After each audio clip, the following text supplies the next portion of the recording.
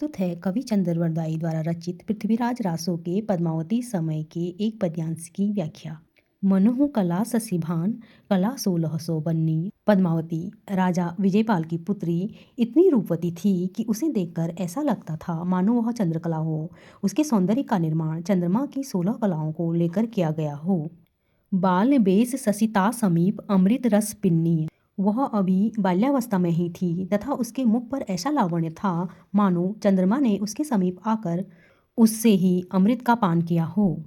बिगसी कमल मृग भरमर बैन संजन मृग लुट्टिय।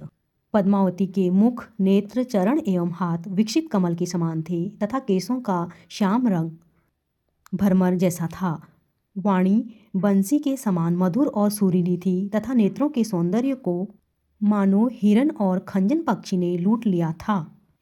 हीर कीर अरुबिंब मोती नस्सिस अहि घुट्टिय। पद्मावती के दांतों की जो पंक्ति थी वह हीरे के समान थी।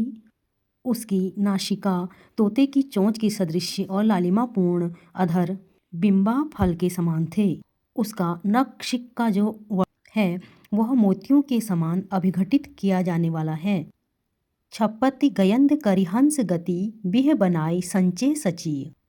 उसकी मंद मंथर मस्ती से भरी चाल को देखकर हाथी सिंह और हंस स्वयं ही लज्जित होकर छिप जाते थे।